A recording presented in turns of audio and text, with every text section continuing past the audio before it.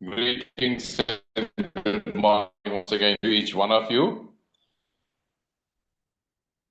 This morning devotion time is special because we meet with God, our wonderful Creator and our Savior,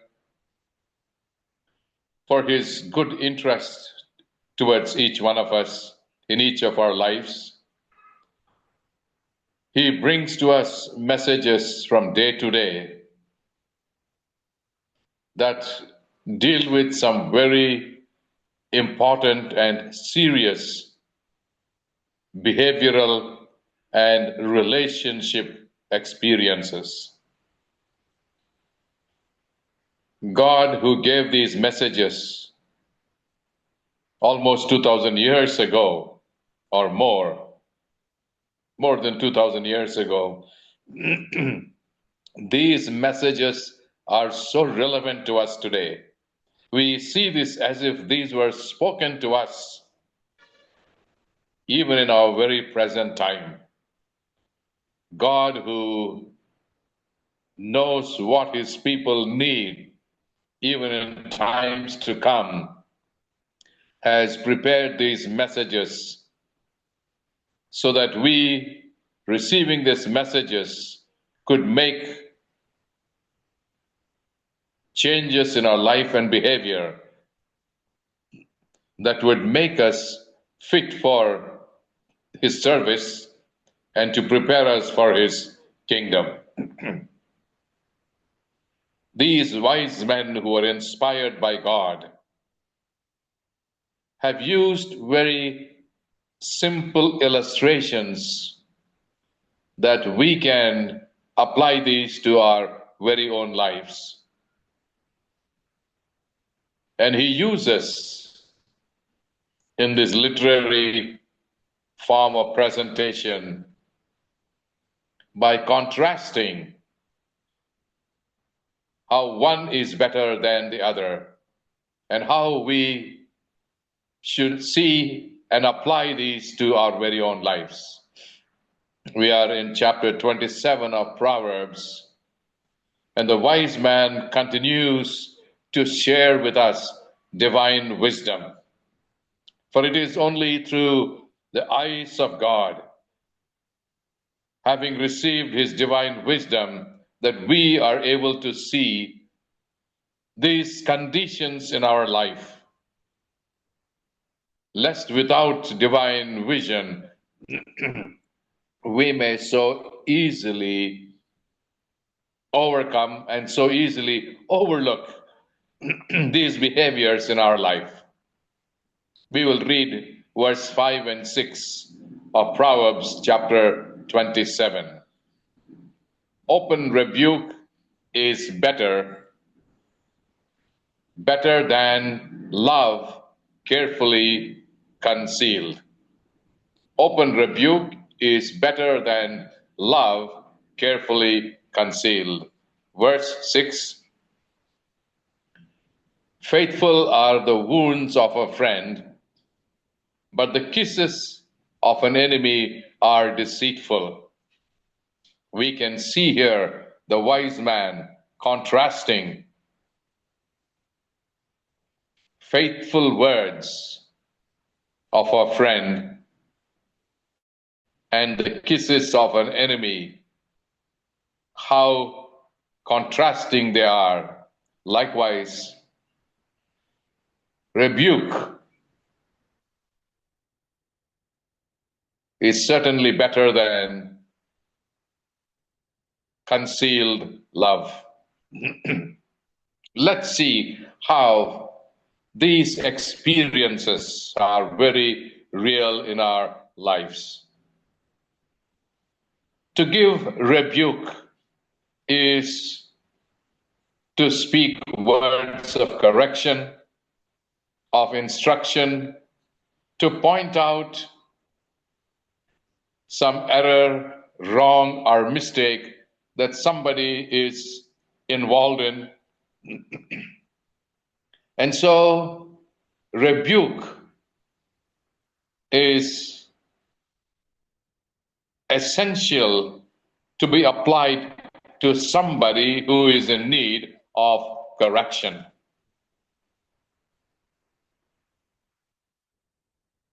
But rebuke is many times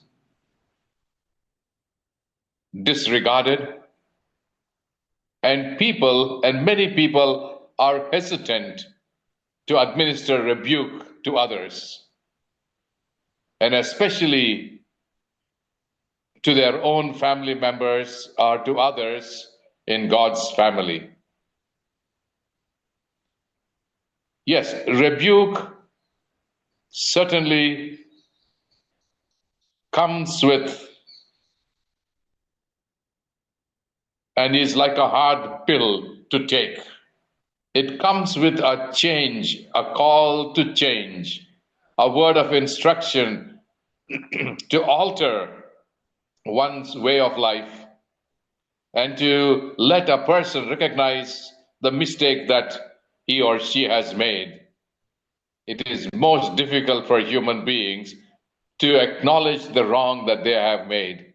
And therefore, it becomes even more difficult for them to take rebuke. And so, most often, we do not like rebuke, and we are even more inclined to resent it. But the fact is that we really deserve rebuke because we have certainly done things which are against God, things that will bring us into hurt relationships. And thus, if such actions are not rebuked and such actions are not changed, this may even become the pattern of life for people. And so, rebuke is God's method to help a person return to God, seek for forgiveness, and ask God for blessings of correction that is accepted and to change their life and lifestyle into the pattern that God desires.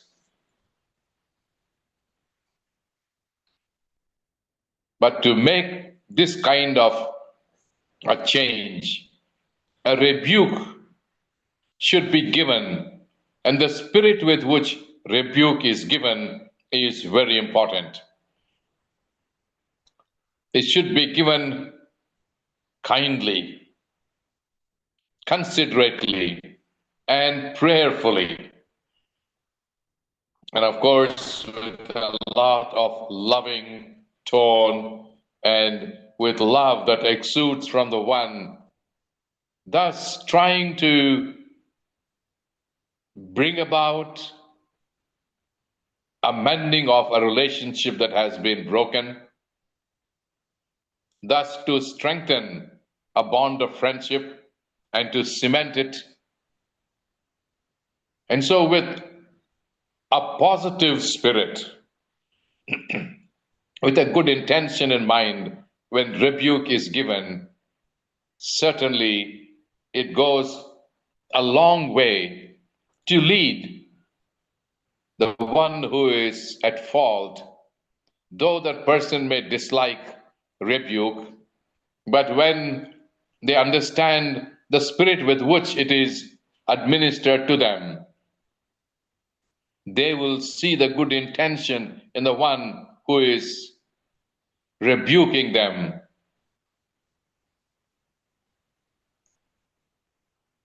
So, rebuke is given to those whom we love. And certainly, when it is spoken without hesitation, it will do good. But when we love somebody so much so that we are silent to rebuke them, they may appreciate you, but certainly by such act, you are not doing them any good. It is not truly love when you conceal rebuke. Well, rebuke is certainly a rough medicine, and nobody would desire it.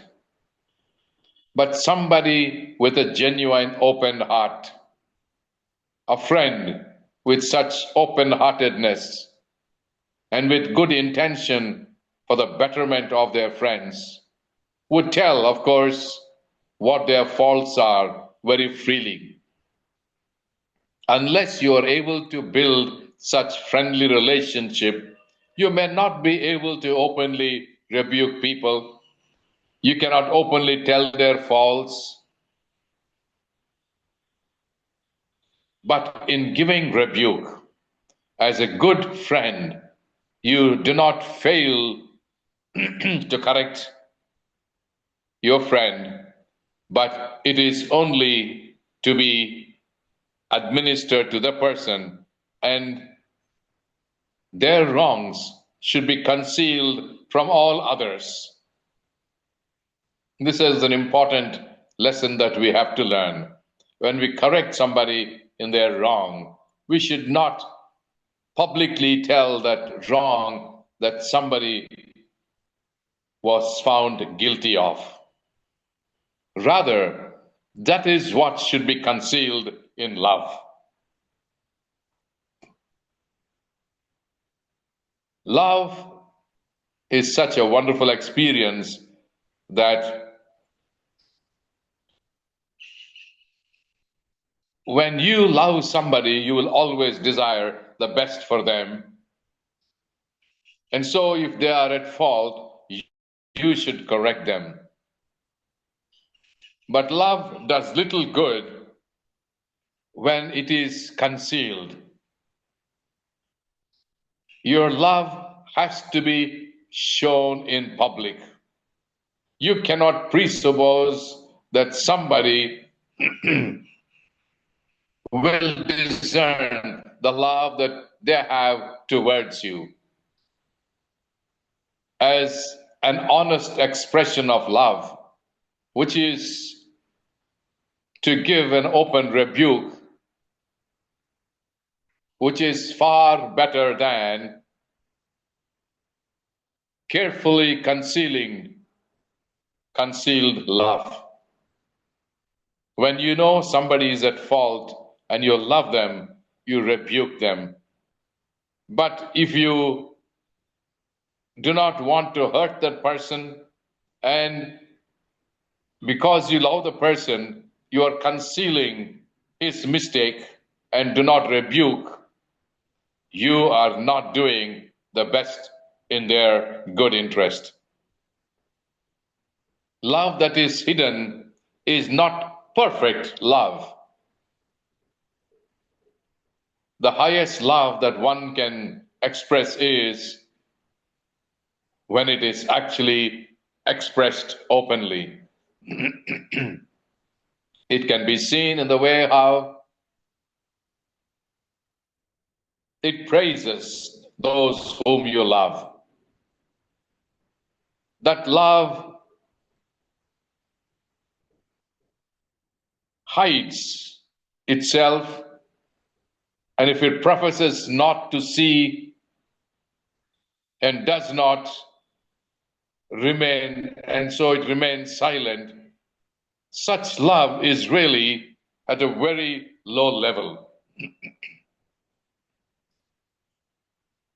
But rather, genuine love will not remain silent. When somebody is at fault, it will rebuke. When somebody needs to be praised, it will say it in public. This is how we see true love expressed in open rebuke. It should certainly be done with a great sense of love expressed, intending the very best for the one whom you love. And so if you want to cherish true friendship, it requires us to be honest and open in your rebuke to bring about correction in the other person. And this is certainly more valuable than love that is hidden and unexpressed. Rebuke may cause a short-term pain. It may wound the person, but when it is rightly taken, that wound can be healed when its right intention is made known or understood. As a good friend, you can honestly criticize them for the wrongs that they have done,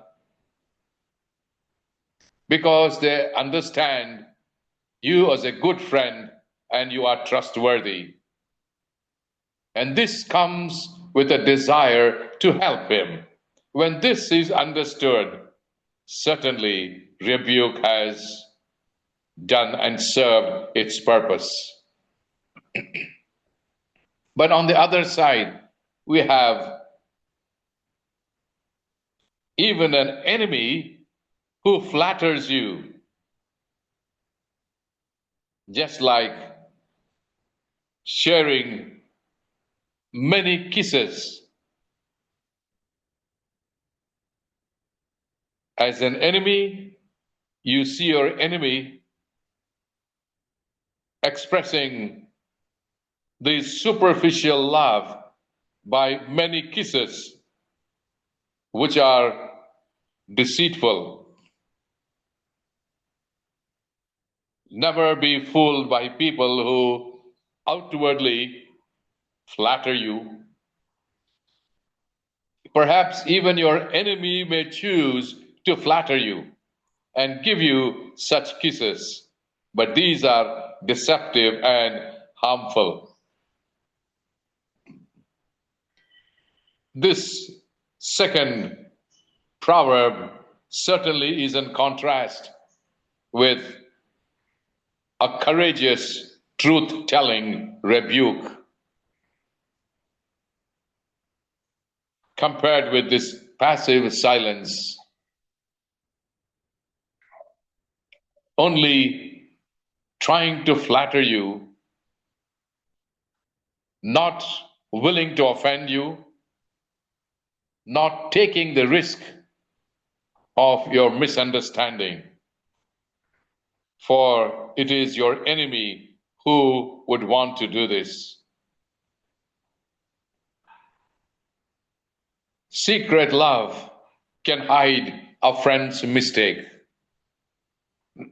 Often this is done out of fear or not to upset your friend in losing a friend by open rebuke. And so you are trying to conceal or withdraw in expressing your love openly. But an open, direct, honest correction given face to face with a genuine interest and intent to help the person.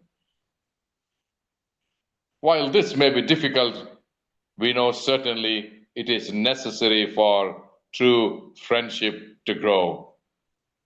It is only a true friend who dares to point out faults in a friend so that it could do them good, so that their friendship would be honored, would be valued, and always desires the best in the others.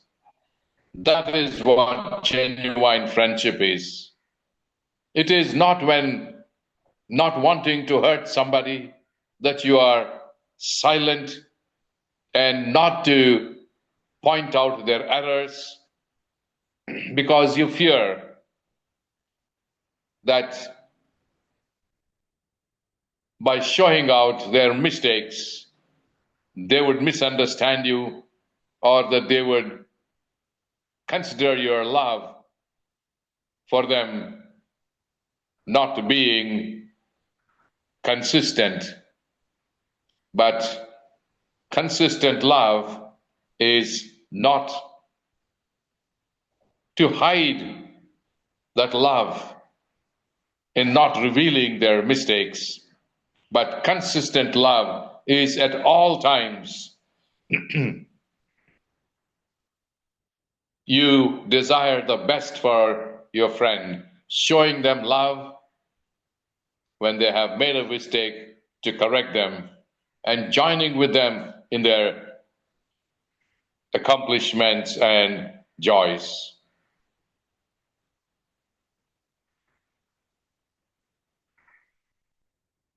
But as a faithful friend, you may wound them for the rebuke that you may share with them, but truthful words can heal and guide because these stem from love.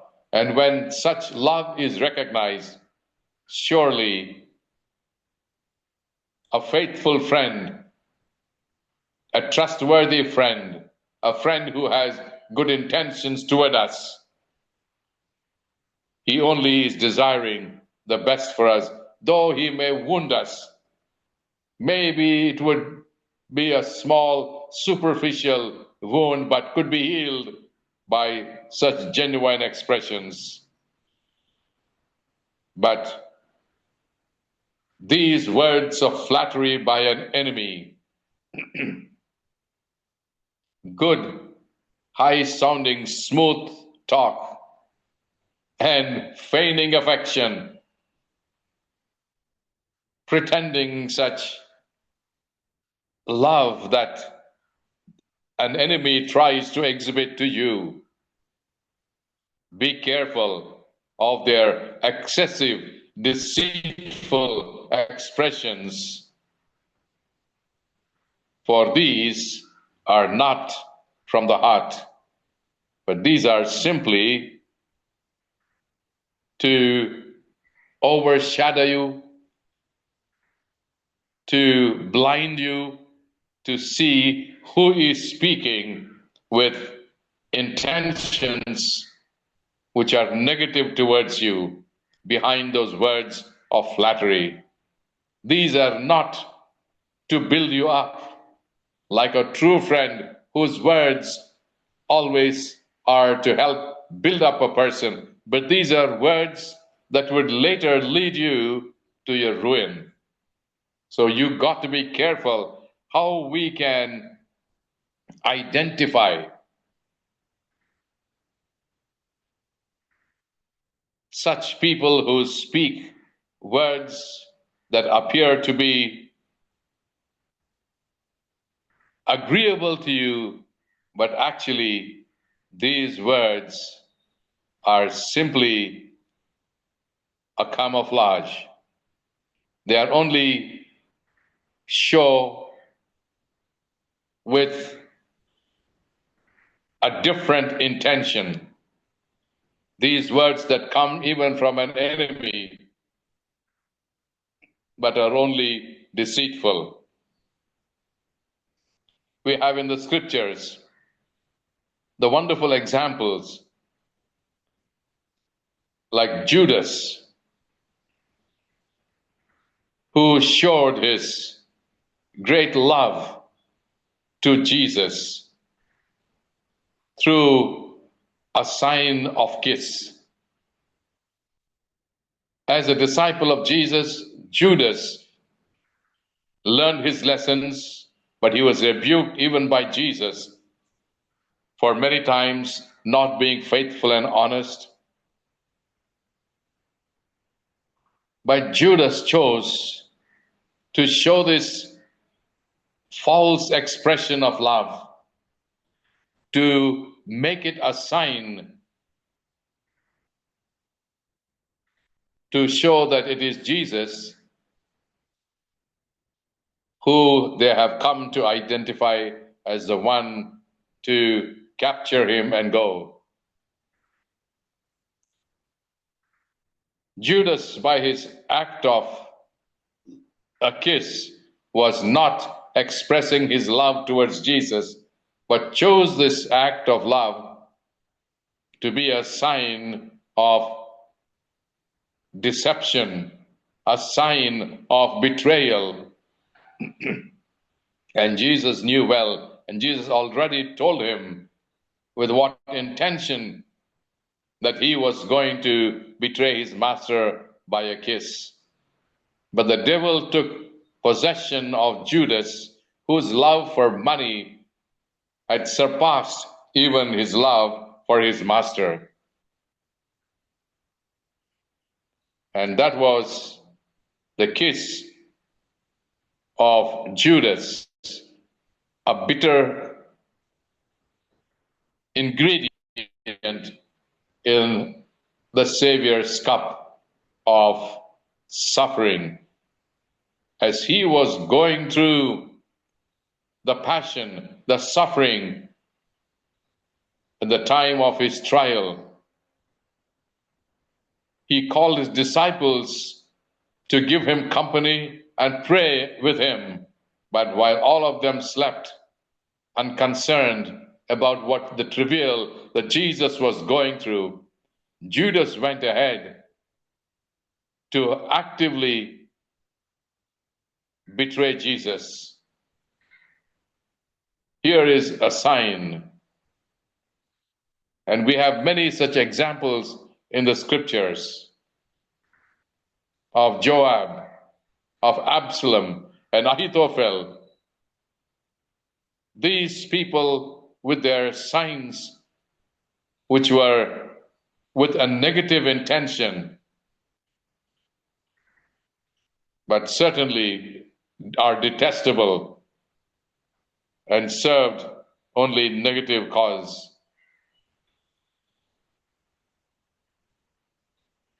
We are called upon to be careful in how we should rebuke people with love and with honest and sincere desire to show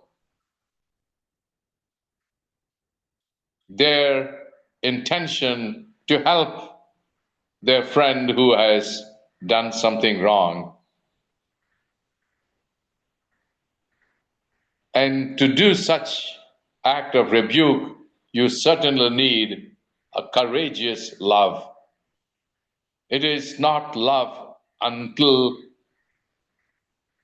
you are able to tell people, even if it should wound them, such tough situations where love will exist. It cannot be gentle, it cannot be concealing, thus not intending the very best for the one whom you love.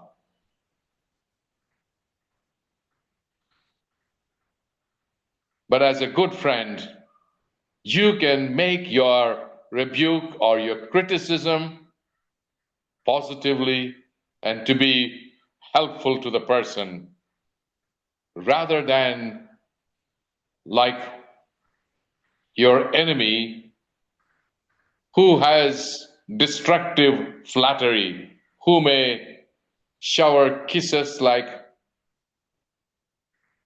flattering words, but these only are to make you believe in some falsity, but its consequence and final end will help you recognize. we are called upon as God's people. If you should rebuke somebody, you yourself should be beyond reproach and rebuke.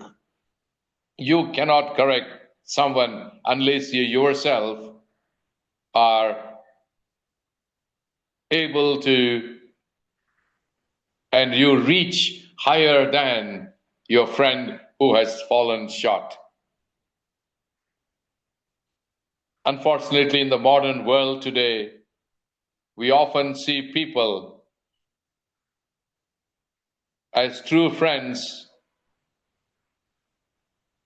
speak words to only endorse what somebody has done and never to correct them or challenge them when they are at fault. Nobody wants to risk misunderstanding, to point out mistakes and rebuke. They only want to affirm the good you're doing and endorse what is acceptable. But we are called upon, as the scripture refutes this, that genuine love loves a person and be willing to offer correction. Genuine love should be paired with humility, the spirit with which we give our rebuke, which should help a person and compel him to know his fault and to correct his ways. But when the love of an enemy, which it is to hide their love and have no courage to call sin by its right name, this very expression of disagreement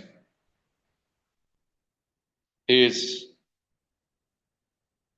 to the detriment of the one whom we love. But genuine love will help to uplift them. And by our words and expressions, though they may be hard, with good intentions when they are spoken in a loving manner and in humility, will achieve much.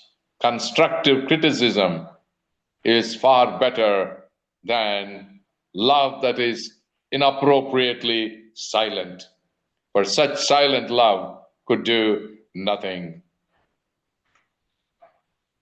Real love, even if it results in wounds, speaks the truth in love.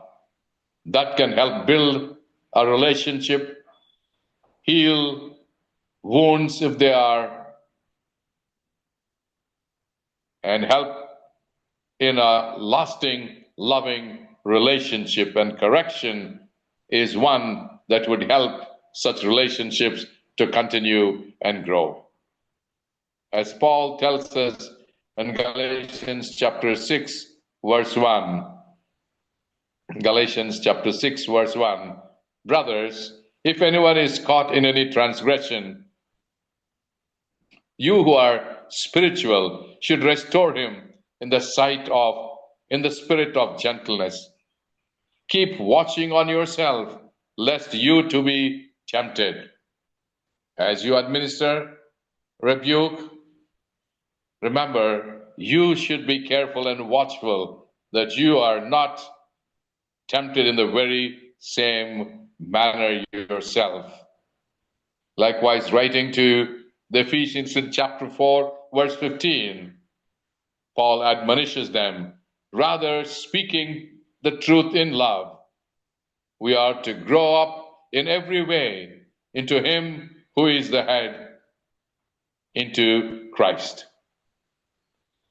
Paul's good intention in giving his admonitions to the Ephesians and Galatians, the importance of the spirit with which you give rebuke, in humility, in gentleness, and in love. We should speak the truth And we should be careful even to be above their own experience and never to withhold correction. For you are to be no coward to correct somebody. But as Paul exhorted Timothy in 2 Timothy chapter 4, verse 2, preach the word. Be ready in season and out of season. Reproof, rebuke, and exhort with complete patience and teaching. As part of the work for this young minister, Paul was telling Timothy, along with preaching the word, and we always be ready in season or out of season. When you're called upon at any time, we should be ready to preach and to reprove and rebuke. And those who have done wrong, reprove them. When you have to rebuke them to make changes, you should be prepared, and to exhort them and to encourage them and to uplift them, and to do all this with patience and teaching. Wonderful admonition that Paul writes to the believers and to especially his younger minister, Timothy, and to all of us as believers involved in God's work. We are called upon to do this wonderful work of being responsible to our fellow human beings and those who need our rebuke, and to be careful in all our dealings to identify those who are at fault, to help them and uplift them and bring them back to their journey on the path of righteousness. May God bless each one of us today as we share in this important responsibility that God has given to us in the way how we deal with one another and how we desire the best for each other, and be careful to identify those with such false words of flattery, only desiring to draw us down and for our ruin. May the Spirit of God help us to be what He wants us and to identify those who are working against us. God bless us all and have a wonderful day.